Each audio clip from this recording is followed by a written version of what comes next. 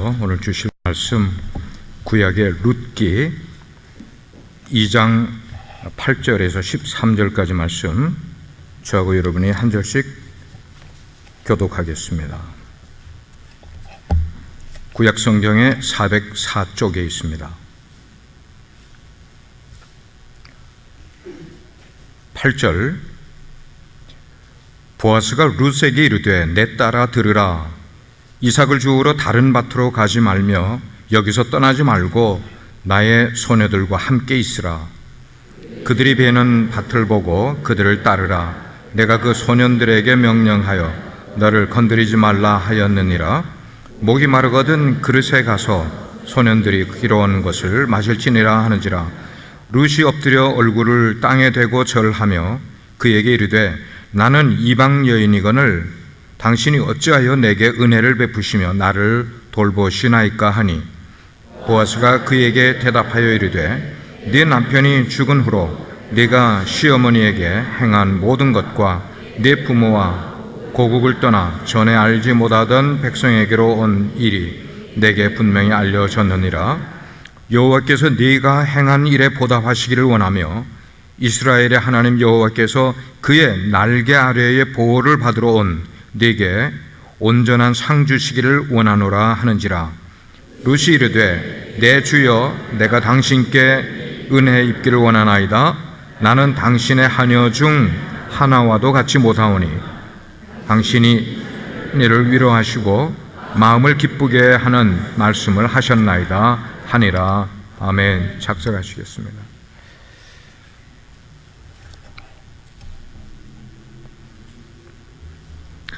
우리의 인생은 제가 이렇게 그림적으로 표현하면은 하나의 커다란 경험 덩어리라고 저는 생각을 해요. 그 경험 덩어리 속으로 들어가 보면은 또 그 큰 경험 속에 아주 작은 수많은 경험들의 연속이 뭉쳐져 있는 것, 이것이 인생이라고 저는 생각을 해요. 이렇게 우리가 살면서 수많은 경험들을 가지게 되는데 어떤 경험들은 우리에게 큰 기쁨과 행복을 가져다 주지만 또 어떤 경험들은 우리를 불행하고 어려움으로 가져다 주는 그런 경험들도 우리 속에 있어요. 그냥 우리가 인생을 살면서 바라는 것은 우리에게 불행이 없고 늘 행복한 일만 일어나기를 기대하는 것이 우리 인생의 많은 기대감이 될 수가 있어요. 그런데도 불구하고 때로는 원치 않는 그런 불행한 일들을 겪을 수밖에 없는 것이 우리의 인생인 것 같아요. 자, 이런 것 한번 보세요. 추운 겨울날 집이 없는 사람에게는 비록 단칸방이라 할지라도 가족들이 오손도손 모여 앉아서 이야기를 나눌 수 있는 그런 단칸방이라도 있는 사람이 얼마나 부럽겠어요. 만약에 눈을 보지 못하는 그런 장님인 경우에는 사람들이 옐로스톤에 대한 이야기를 하면서 그 아름다운 경치와 그 아름다운 색깔 이런 것에 대한 것을 막 이야기하게 될 때에 그의 마음 가운데는 내가 내 평생에 하루만이라도 눈을 뜰 수만 있다면 그 옐로스톤의 그 아름다운 광경을 보면서 기뻐할 수가 있을 텐데 하는 마음을 품지 않겠어요? 근데 그는 볼 수가 없는 거예요. 그것뿐 아니에요. 우리가 인생을 살아가면서 큰 사업이 실패를 한다든지 가정이 깨어지는 그런 일들, 그래서 회복이 되지 않는 채로 우리의 인생을 그렇게 감당하기 어려울 정도로 살아가는 그런 경우에는 마음이 답답해지게 되는 거예요. 그런데 어떤 경우에 보면은 내게 닥친 그 불행의 일들이 내가 죽을 때까지 해결되지 못한 채로 불행한 채로 있다가 인생을 마감하는 사람도 있더란 말이에요. 그가 그 불행을 없애려고 노력을 하지 않았겠습니까? 노력을 했어요. 무척 애를 썼어요. 힘을 기울였어요. 그런데 안 되는 걸 어떡합니까? 우리 인생이 노력하면 다 성공합니까? 내가 노력한다고 다 행복해지든가요? 아니요. 내가 무척 애를 쓰고 힘을 기울였는데도 불구하고 어떻게 안 되는 거는 안 되는 채로 인생을 끝날 때가 있더란 말이에요. 그렇지만 그렇게 우리의 힘과 노력으로 어찌할 수 없는 그런 어찌하지 못하는 그런 불행을 하나님께서 우리 인생에 다가오셔서 하나님의 접촉이 우리의 인생에 이루어지게 될 때에 그 불행했던 일들이 행복으로 바뀌어지는 경우 우리는 그때를 일컬어서 뭐라고 하는가 하면 은혜 받았다. 하나님의 은혜가 내게 임하였다. 하나님은 우리 인생의 헤세드, 은혜가 되어주시는 분이에요. 하나님은 우리 인생의 헤세드, 은혜가 되어주시는 삶의 보호자가 되어주시는 분이 하나님이세요. 세상에 많은 종교가 있어요. 그 많은 종교들 가운데 우리 기독교가 가지고 있는 단어 가운데 참 정겨운 단어가 있는데 그 단어가 저는 은혜라는 단어라고 생각을 해요. 은혜. 우리 기독교에는 은혜라는 단어를 가지고 믿는 믿음인 거예요. 은혜란 게 뭐냐면 그것을 받을 만한 아무런 자격이 없는 사람에게 무상으로 주어지는 호의, 아무런 대가를 바라지 않고 우리에게 주어지는 일방적인 호의, 그게 은혜라는 거예요. 그래서 죄인으로 살던 우리가 예수님을 만나 예수님을 영접함으로 구원을 얻게 되는 그 구원이라는 것은 우리 인간이 인생을 살아가면서 경험할 수 있는 최고의 경험, 최고의 은혜, 그것이 바로 우리가 구원받은 것이라고 성경은 말씀을 하고 있어요. 성경은 그렇게 이야기를 해주고 있어요. 그렇지만 이렇게 우리의 온 인생의 구원을 받는 놀라운 은혜가 아니라 할지라도 우리들의 인생을 보게 되면 하나님께서 우리들의 삶의 여기저기에서, 아니 인생의 구비구비마다 하나님의 손길이 우리에게 임하였고 하나님의 눈빛 때문에, 하나님의 붙들어 주심 때문에 우리가 실족하지 않고 오늘에 이르를 수 있었던 삶의 고백들, 자, 이런 것들이 크고 작은 은혜를 베풀어 주셔서 오늘에 이르게 되는 우리의 모습을 보게 되는 거예요. 오늘 말씀은 제가 어떤 분들을 위해 준비했는가 하면은 우리 성도님들 가운데 어떤 분들은 금년 한 해 참 하나님께서 평탄하게 은혜를 베풀어 주시고 하는 일이 잘 됐고 행복을 느꼈고 하는 분들도 계시겠지만, 그러나 우리 성도님들 가운데는 오늘의 자리에 이를 때까지 정말 마음 가운데 졸이면서 힘들면서 기도가 응답되지 않은 것 때문에, 아니면 내 삶에 어려운 곤경의 일들이 생긴 것 때문에 마음에 불안하면서 그러면서 오늘에 이르는 분들도 계실 거예요. 그런 분들을 위해서 연말에 격려의 메시지를 좀 주고 싶어서 이 말씀을 준비를 했어요. 오늘 우리가 읽은 이 본문에 나오는 한 여성의 이야기인데, 그는 젊은 나이에 남편을 잃어버렸어요. 쉽게 표현하면 청상 과부가 됐어요. 그러면서 역시 남편을 잃고 과부가 된 시어머니와 함께 우리 인생의 깊은 한밤중을 외로움이란 외로움은 다 겪으면서, 슬픔이란 슬픔은 다 겪으면서 눈물 질 일들을 가지고 걸어가고 있는 룻이라고 하는 한 여성에 대한 이야기. 근데 이 여성이 그렇게 인생의 한밤중을 걸어가던 중에 정말로 세상에 재력을 가지고 있고 고상한 인격을 가지고 있고 신실한 신앙을 가지고 있는 한 사람, 보아스라는 사람을 만남으로 이제까지 불행의 대명사처럼 여겨졌던 그녀의 인생이 바뀌어서 가장 행복한 삶으로 바뀐 전화위복이 된 그 하나님의 은혜와 축복에 대한 이야기를 여러분과 한번 나누려고 그러는 거예요. 자, 그러면은 하나님께서는 그 룻이라는 여인의 인생 속에서 어떻게 은혜를 베풀어 주시는지를 우리가 한번 찾아가 보면 좋을 것 같아요. 실제로 그 그림 속으로 한번 이야기 속으로 들어가 보면 좋을 것 같아요. 시어머니를 따라서 먼 길을 걸어서, 왜냐하면 이 여인은 모압 사람인 거예요. 이스라엘 여인이 아니었어요. 이방 여인이었어요. 모압이라는 곳에서 남편과 결혼을 했는데 그 남편은 이스라엘 사람이 유태인이었단 말이에요. 자기 남편이 죽었어요. 아기도 아직 없는 채로 시어머니를 따라서 시어머니의 고향인 베들레헴에 먼 길을 걸어서 도착을 한 거예요. 도착을 하긴 했는데 당장 그날 저녁 음식거리를 살 돈이 주머니에 하나도 남아있지를 않았어요. 음식을 준비할 돈이 하나도 없었어요.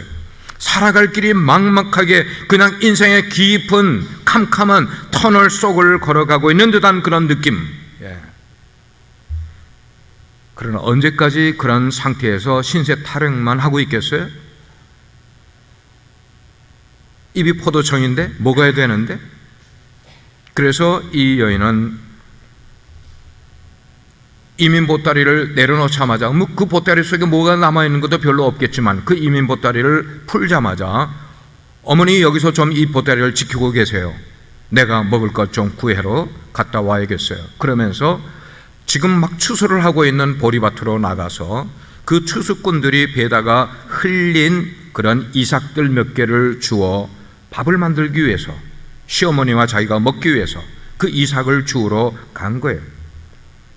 자, 이거를 생각을 하다 보니까, 이 스토리를 이야기를 하다 보니까 저희 가족이, 저희 둘째 형님 가정 4명과 어머니와 저와 제 여동생, 오늘 예배 공교롭게 참석을 한 제 여동생과 7 식구가 브라질에 이민을 간 때가 76년이었어요.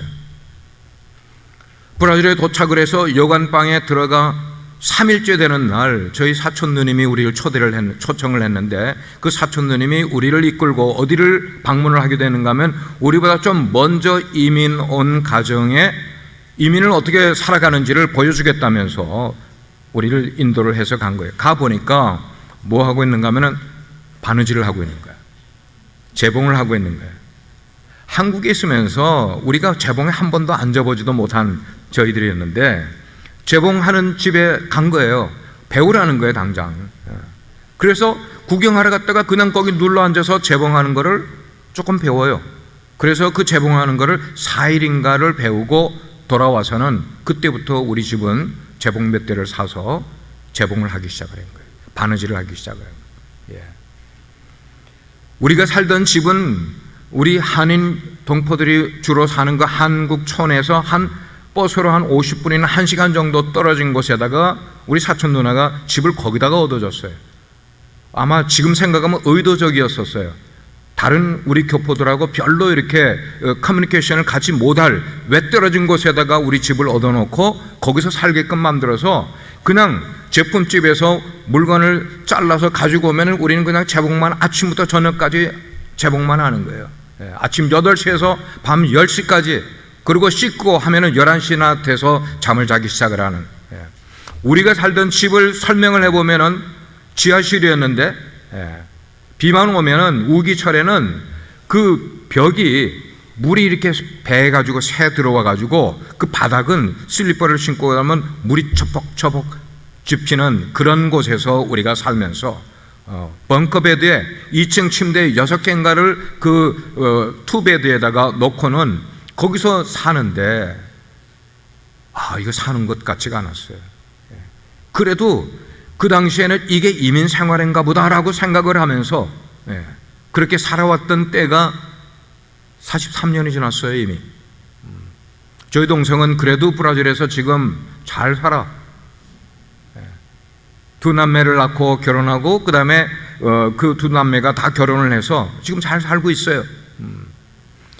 뒷 일을 생각을 하면 하나님의 은혜였어요. 다시 본문으로 들어가게 되면 루시 그 부스러기 이삭들을 주우러 나간 바로 그 밭은 우연치 않게도 자기 시아버지의 친척되는 보아스라는 그 지방 유지의 밭이었었어요.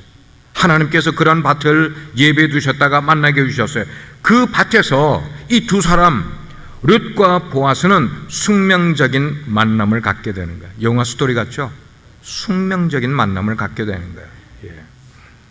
성경을 보게 되니까 보아스가 그 가련한 여인인, 그 불쌍한 여인인 룻을 만나면서 마음 가운데 긍휼한 마음을 표현을 합니다. 그러면서 그 룻에게 축복의 말을 하는데 그 내용을 우리가 약간 아웃라인을 우리가 만들어 보면은 그런 거예요. 내 딸아, 너는 이제부터 이삭을 죽기 위해서 다른 사람들의 밭에 갈 생각을 하지 마라. 여기를 떠나지 말고 내 아이들을 통하여서 너를 지켜줄 테니까 쉽게 표현하면 뭔가 하면 너는 앞으로 아무 걱정하지 말고 그냥 모든 것을 다 내게 맡기라. 그러면은 내가 네 생활을 책임져 줄 거야. 여러분, 이게 금시초문에 처음으로 이렇게 만난 사람에게 이게 얼마나 축복된 말씀이 좋겠어요. 이런 보아스의 사려 깊은 마음, 사려 깊은 그런 말은 이 다음에도 여러 가지가 나오는 거예요. 내 하인들이 너를 보호해 줄 테니까 너는 염려하지 마라. 네가 목이 마르거든 내 물그릇을 네가 그냥 먹어도 돼.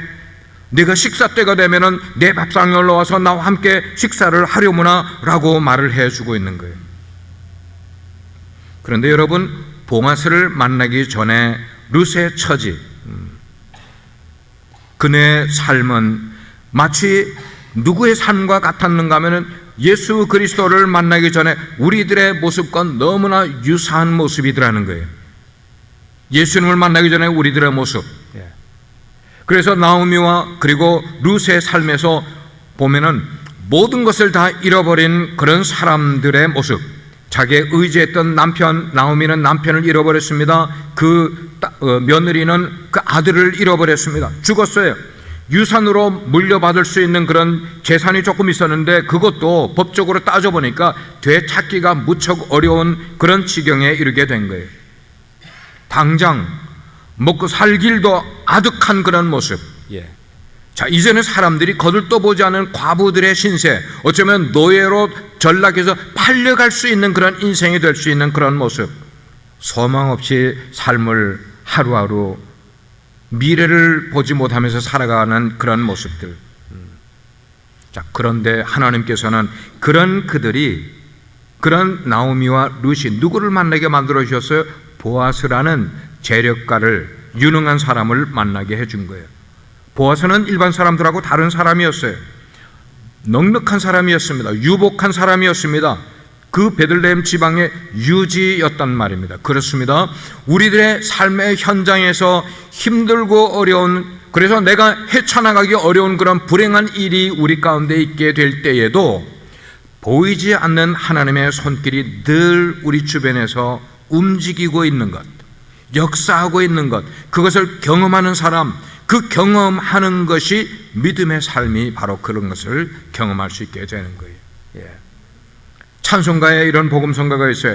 나의 등 뒤에서 나를 도우시는 주. 나는 앞을 보고 있기 때문에 보이지가 않는 분 같아요. 그러나 내 등 뒤에서 늘 함께 계시면서, 아니면 내 곁에서 함께 계시면서 내 삶을 돌보아 주시는 분, 예비해 주시는 분, 어려움이 있을 때 해결해 주시는 분. 우리는 인생을 살면서 누구든지 행복한 것만 아니고 인생의 불행을 겪어갈 수 있다는 것이에요. 이게 우리에게 주신 인생의 멋이에요. 그리고 그 어려움을 겪어가게 될 때 우리의 마음은 상한 심정이 되어서 절망의 수렁으로 빠지고 있는 때가 있단 말이에요. 자, 바로 그럴 때에 내가 손을 쓰지도 않았는데, 내가 어떤 노력을 하지도 않았는데 일이 저절로 해결되는 것을 우리가 경험할 때가 있더라고요. 아, 내가 그렇게 하지 않았는데? 우리가 인생을 생각할 때 하나님을 모르는 사람은 그게 우연이야, 우연히 그렇게 일어난 거야 라고 말할 수가 있지만 아니죠. 성경은 우리에게 말씀하는 거예요.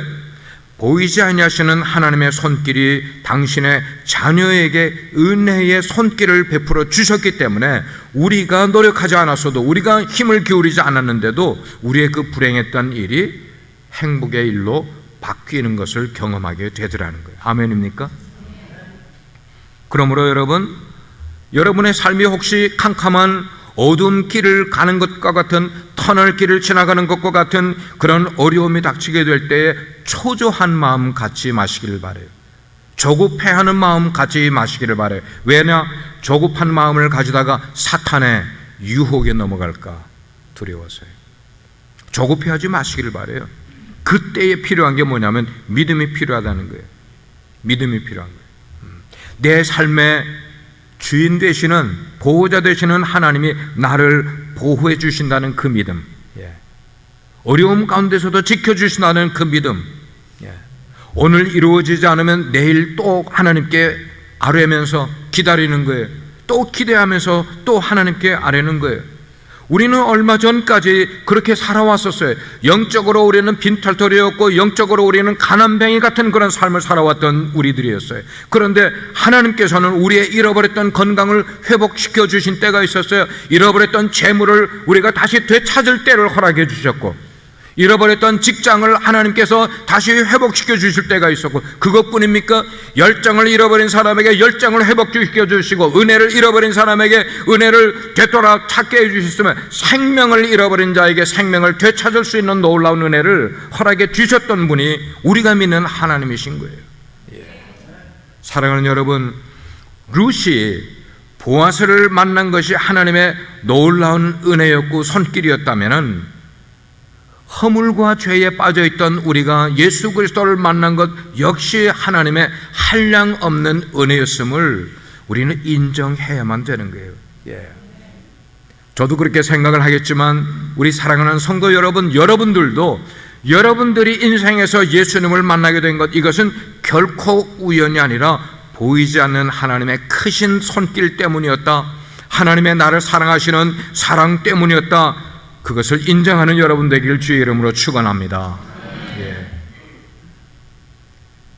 그러면 하나님께서 은혜를 우리에게 베푸실 때 그 은혜는 어떤 사람이 받을 수가 있을까 하는 거예요. 하나님의 은혜는 어떤 사람에게 나리는 걸까? 오늘 룻의 이야기를 보니까 아주 작은 일이라 할지라도 최선을 다하는 자에게 하나님의 은혜는 임하는 것임을 우리는 보게 돼요. 하나님의 자녀가 하나님의 은혜를 입으려면 하나님의 말씀을 그대로 믿어야 되는 거예요. 하나님을 신뢰해야 되는 거예요. 그리고 내 삶 속에서 할 수 있는 최선의 것을 찾아야만 되는 거예요. 찾고 그 일을 해야만 하는 거예요. 룻의 이야기를 보니까 그랬어요. 밭에 나가서 남들이 버리고 간 그 부스러기 이삭을 줍는 것, 어쩌면 이것이 젊은 아낙네에게는 창피한 일이 될 수도 있는 거예요. 하기 싫은 일일 수도 있는 거예요.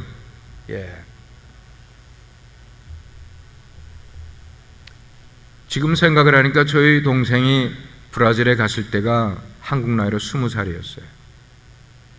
얼마나 세상을 놀고 싶고 자유롭고 싶고 하는 그때에 동생 이야기를 하려니까 눈물이 나.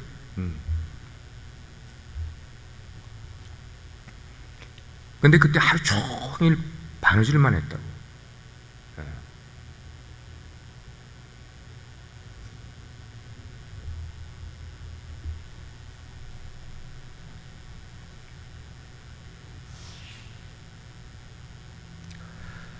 룻도 마찬가지였어요. 먹을 것이 있는데도 부스러기 이삭을 줍는 사람에게는 별로 창피하지 않을 거예요. 근데 먹을 것이 없어서 부스러기 이삭을 주스러 나간 사람은 그건 창피하는 거예요. 창피하죠. 창피만 합니까? 하기 싫을 거 아니에요. 우리의 인생에서 이런 아주 처참한 상황에 처하게 될 때 우리는 어떡할까 하는 거예요. 어떡할까? 요즘 이민 오는 분들은 오면은 뭐 돈이 있으니까 일주일만 되면은 차 사잖아요. 뭐 렌트 집 얻어서 들어가는 거 어렵지 않잖아요. 우리는 이민 와서 2년 만에 아주 그냥 오래된 차를 산 것이 처음으로 우리 가족이 차를 산 거예요. 이민 온 지 2년 만에. 2년 동안 우리는 버스 타고 다녔어요. 1시간 떨어진 데서 교회 다닐 때 버스 타고 다녔어요. 버스 타고. 이렇게 룻은 정말 창피할 수도 있고 하기 싫은 일일 수도 있었지만 자기와 그리고 자기의 시어머니인 그 나오미를 위해서 먹고 살 것이 없으니까 보잘것없는 것이었지만 하나님을 신뢰했어요. 우리 시어머니가 믿는 그 하나님을 신뢰해서 모압 지방에서부터 이스라엘 땅까지 이민을 오고 거기서도 아무 할 일이 없는, 직업도 구할 수가 없는 그때에 자기가 할 수 있는 최선의 것, 그것은 뭐예요? 나가서 부스러기 이삭을 줍는 것. 이것이 내가 할 수 있는 최선의 것이다. 저는 성경을 읽다가 바로 이런 장면들이 나오게 되면은 그 말은 뭐예요? 최선을 다하여서 인생을 살아가고 최선을 다하여서 하나님을 섬기려고 하는 그런 모습을 보게 되면은 얼마나 은혜가 되는지 몰라. 은혜만 되는 것 아니고 제가 힘을 얻어요. 아, 이렇게도 살아갈 수 있는 것이구나. 그렇습니다. 우리가 인생을 살아가면서 실망할 수 있는 일이 너무나 많고 좌절할 수 있는 일이 너무나 많이 있지만, 그러나 그 가운데서도 자신을 건질 수 있는 방법은 하나님을 신뢰하는 거예요. 내 힘과 능력, 내 배경을 신뢰하는 것 아니라 내가 믿는 하나님을 신뢰하고 그 다음에 하나님이 내 인생에 주신 최선의 기회를, 그거를 내 힘을 다하여 만들어가는 거예요. 만약에 그렇지 아니하고 낙심 가운데 그냥 주저앉아 있게 되면은 우리 인생은 무기력해질 수밖에 없는 거예요. 제가 브라질에 그 76년, 77년 그때 바느질을 하면서 나가서 홀세일 장사를 하고 그러면서 마음에 꿈을 가졌어요. 나는 꼭 미국 가서 대학을 공부할 거야.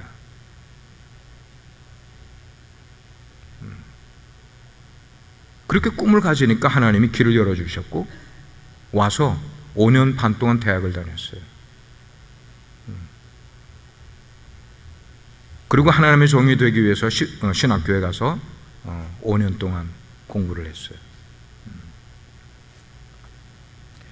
참 이 룻에 대한 이야기를 이렇게 보면은 저의 이민살이의 그 옛 이야기들이 그냥 솔솔 하나씩 기억이 나는 그런 느낌을 갖게 되는 거예요. 우리 하나님께서는 룻과 같이 역경, 절대절명에 자기가 할 수 없는 그런 상황에 처해지게 될 때 부스러기 같은 일을 찾아서라도 최선을 다하는 자에게 꼭 은혜를 베풀어 주시는 분이 우리가 믿는 하나님이시더라고요. 자, 다음은 뭐냐면 하나님이 어떻게 그 룻을 도와주시는가 하는 것을 이 이야기 속에서 살펴보려고 그래요. 우리 한국말에 자업자득이라는 말이 있어요. 불행을 심으면 불행을 거두고 희망을 심으면 희망을 거두는 바로 그런 이야기예요. 룻은 그의 인생에서 아마 우리와 비교하는 것 아니라 그 시대의 사람들, 주변의 사람들하고 비교를 해도 룻보다 더 불행한 인생을 살아가는 사람이 없었을 것이에요.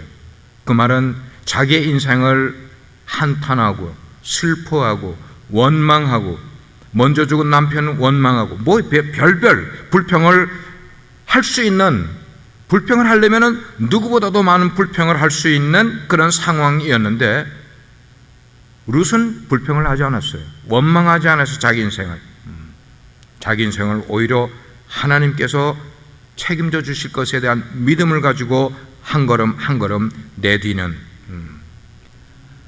자기의 남편 죽은 것에 대한 것도 그렇고 함께 있던 큰 동서가 가만 머리를 굴려보니까 시어머니를 모시고 살다가는 너무나 힘이 들겠거든. 그러니까 그 시어머니를 자기 손아래 동서인 룻에게 맡기고 그냥 집으로 돌아가 버렸어요. 이제 시어머니 과부인데다가 며느리 과부 둘만 남았어요. 그러면 이제 덜렁 남은 것은 나이 많은 시어머니하고 자기하고 둘인데 내가 평생 그러면 시어머니를 모셔야 되냐? 이것에 대한 큰 마음이 부담이 들지 않았겠어요? 그런데 룻은 자기의 현재의 어려움에 빠져 있지도 않았고 자기의 과거의 그 어려움, 그런 괴로움에 빠져서 불평이나 하는 그런 한가한 인생을 살 겨를이 없었어요. 불평할 겨를도 없었어. 그나마 버려진 떨어진 그 이삭을 주고 그 이삭을 가지고 하루하루를 끼니를 연명할 수만 있다면은 오히려 그것이 그녀에게는 가장 감사할 수 있는 조건이 될 수 있는 그 일, 내가 이 일에 최선을 다하자. 아주 뭐라 그럴까, 보잘것없는 일이지만 믿음으로 작은 일에 최선을 다하는 그런 삶을 어제도 오늘도 내일도 그렇게 살아가기로 결심을 한 거예요. 룻은 눈물 흘리면서 한숨만 쉬고 있지 않았단 말이에요. 그럴 겨를이 없었던 것 같아요. 그런 생각에 사로잡혀 있을 그런 처지도 못된, 그러니까 현실에 충실하게 하나님이 주시면 먹을 수 있는 오직 자기의 현실적인 소망을 누구에게만 걸고 살아가요? 하나님께로만 걸고 살아가고 하루하루 하나님만 신뢰하는 그런 삶을 살아가는 거예요. 그렇습니다. 룻이 이삭을 줍는 것 자체 그것은 큰 일이 아니었어요. 뭐 크게 힘든 일도 아니었을 거예요. 아마 일이 있다면은 별을 추수하는 사람들의 눈치 보는 일들, 그들이 별을 베고 지나간 곳에만 따라가면서 할 수밖에 없는 그런 눈치 보는 일들, 그 일들을 묵묵히 하고 있는 그 삶을 누가 보고 계셨어요? 그 뒤에 계시는 하나님이 보고 계셨던 거예요. 하나님이 보고 계셨어요. 그리고 그의 인생에 큰 은혜와 구원을 허락해 주시는 거예요. 지지난주에 우리가 말씀 나눈 것 가운데 삭개오라는 인생이 나오죠. 삭개오. 그는 이웃 사람들에게 별로 대우를 받지 못하는, 위치도 높고 돈도 많이 가진 사람이었지만, 그러나 사람들이 늘 삭개오를 보면은 비난과 멸시를 하는 그런 인생을 살아오던 사람이었어요. 그러나 그는 그의 마음 가운데 자기의 처지를 한탄하든지 자기 스스로를 바라보는 시각을 부정적으로 자기를 보지 않았던 사람이었어요. 일단 나는 예수라는 그분을 꼭 만나고 싶다. 목표가 그것이었어요. 나는 소문에 들리는 바 그 예수라는 분을 꼭 만나봐야겠다. 그래서 삭개오가 취한 행동은 전혀 자기에게는 부끄럽지 않았어요. 뽕나무에 올라가는 거 부끄럽지 않았어요. 개의치 않았어요. 왜? 나는 예수님을 한 번만 만나면 좋겠다. 예수님을 만나는 그 일심은 가지고, 그것이 누구에게 알려져게 됐어요? 예수님이 삭개오를 보고 그의 마음을 읽었다 그랬잖아요, 지난 설교에. 삭개오의 품은 마음을 예수님이 아셨어요. 그리고 예수님께서 삭개오의 이름을 부르셨어요. 내가 너희 집에 유하여야 되겠다 말씀하셨어요. 뿐만 아니라 내가 아브라함의 자손이라고 예수님으로부터 인정받는 말씀을 듣게 되었던 거예요. 삭개오는 작은 일을 시작했지만 주님께서는 그 가정에 큰 구원으로 응답해 주셨던 것을 우리는 보게 돼요. 우리가 하나님 앞에 살면서 우리 인생을 크게 드린다는 생각할 필요 없어요. 내가 하나님께 엄청나게 큰 일을 해야만 하나님이 나에게 어텐션을 하실 거라는 기대를 가질 필요도 없어요. 우리는 하나님 앞에서 작은 일이지만 하나님 보시기에 최선을 살아가면 되는 거예요. 아멘입니까? 작은 것이라 할지라도. 그렇습니다. 그렇습니다.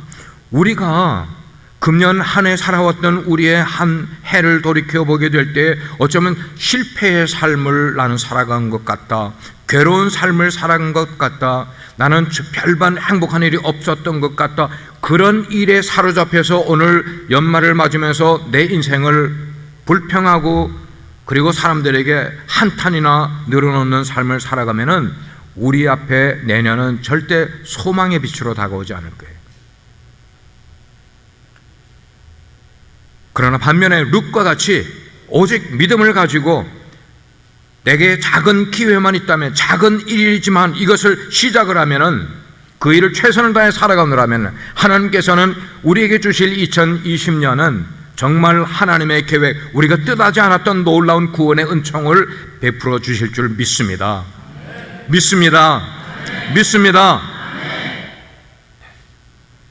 우리가 믿는 하나님은 불평하는 자의 하나님이 아니셔요.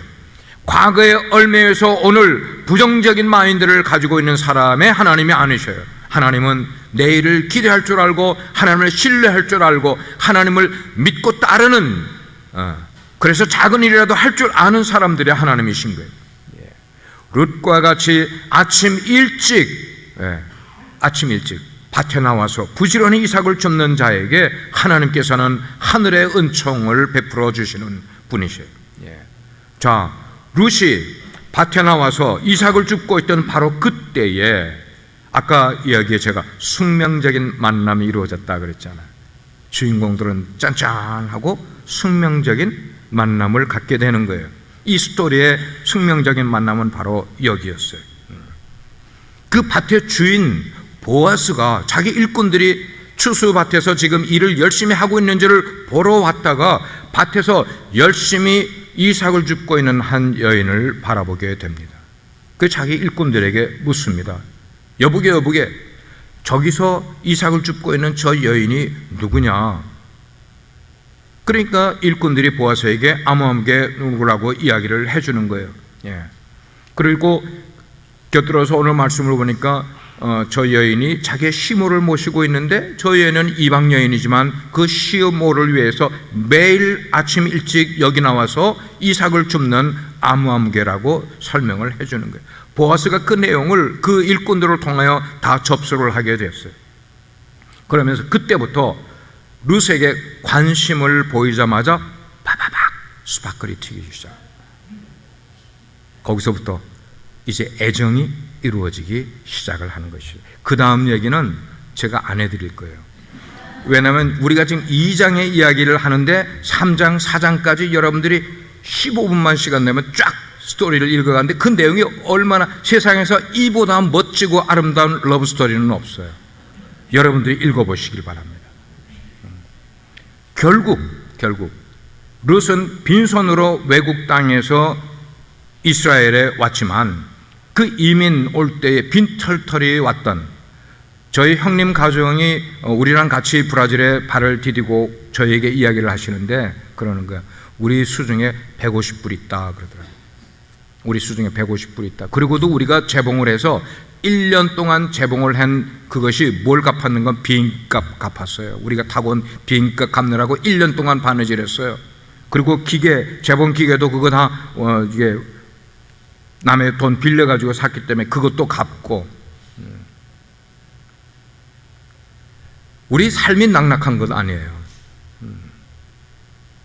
오늘 보니까 자, 그런 일이 일어나서 빈손으로 외국 땅에서 이민 온 빈털털이었지만, 그 지역에서 가장 부호이면서 가장 유력한 그리고 사람들에게 존경을 받는 보아스라는, 하나님을 열심히 신실하게 신뢰를 하는 하나님의 백성인 그 사람을 만나 하나님이 짝을 맺어줘 그 사람에게 신부가 되어버렸어요. 하나님의 역사였어요. 일대 인생의 전환점이 이루어지게 된 것이었어요. 사랑하는 여러분, 주님께서는 지금 내가 시작한 그 믿음의 작은 행동에 관심을 갖고 계시는 분이세요. 지금 내 삶 속에서 주님의 관심을 가질 작은 이삭이 무엇인지를 여러분 생각해 보셔야 돼요. 내 인생에 하나님의 관심을 가질 만한 작은 이삭이 과연 무엇인지, 한 해가 저물어가는 이때에 여러분을 이번 11개월 동안 여러분을 가장 힘들게 했던 일이 무엇인가를 기억해 보시길 바라요. 여러분이 정말 어려워했던 그 부분이 무엇인가를 생각해 보시길 바랍니다. 그래서 문제가 하도 커서 도저히 여러분의 힘으로서는 감당할 수 없을 만큼 실망과 좌절 속에 빠뜨리게 했던 그 문제가 무엇인가를 이 시간 다시 한번 기억해 보시길 바랍니다. 아침에 눈을 뜨게 되면 경제적인 압박으로 여러분의 삶이 곤고하게 한 해를 살아오셨습니까? 여러분의 가정 속에 정말로 진정한 사랑이 없어져 버리고 대화가 끊어져 버리고, 그래서 여러분의 부부 서로 얼굴을 볼 때 이게 아닌데 라는 그런 관계 속에 살아가던 것이 여러분의 불행한 한 해의 삶이었습니까? 여러분의 마음은 정말 교회를 열심히 섬기고 싶었지만 내 몸과 마음이 너무나 피곤하고 지쳐서 아무것도 할 수 없는 그런 무기력한, 그것 때문에 여러분의 신앙이 힘들었던 분이 계십니까?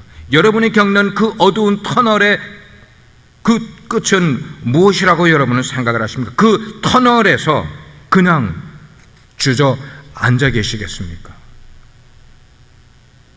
오늘 우리는 그런 어두운 현실 가운데서라도 부스러기 같은 길을 찾아내야만 합니다. 그 부스러기 같은 길, 그것이 하나님이 우리에게 요구하시는 그 일은 최선을 다하는 것이에요. 룻은 자기에게 당면한 그 어두운 현실 가운데서도 자기의 삶을 포기하지 않았습니다. 주저앉아서 눈물 흘리고 있지 않았습니다. 창피함을 무릅썼습니다. 남의 밭에 가서 이삭을 줍는 그 하찮은 일이었지만 그는 시작을 했습니다. 그러니까 그의 인생의 보호자 되시는 하나님께서 그 일을 통하여 룻에게 보아스를 만날 수 있는 커다란 기회를 허락해 주지 않았습니까? 룻이 처음부터 밭에 나가면 보아스라는 재력가가 있을 줄 그가 생각이나 하면서 나갔겠어요? 그렇습니다. 우리 인생에서 상상할 수도 없는 그런 일들은 우리의 작은 믿음을 보시는 하나님께서 만들어주시는 거예요.